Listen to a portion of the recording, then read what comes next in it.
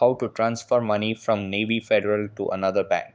Hey guys, in this video, I am going to show you how you can transfer money from Navy Federal to another bank.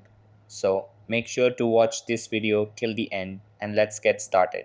So the first thing that you want to do is open up the Navy Federal app on your mobile and make sure it is updated to the latest version available.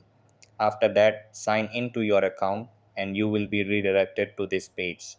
Over here, you have to tap on transfer. Then you have to tap on make transfer. After that, you have to tap on this plus sign. Then tap on this option. After that, link your account by using any suitable option.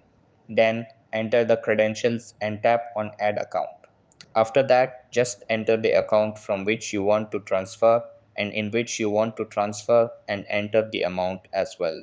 Then tap on continue. Then review your transaction and tap on make transfer. So that's how you can transfer money from Navy Federal to another bank. That's all for this video.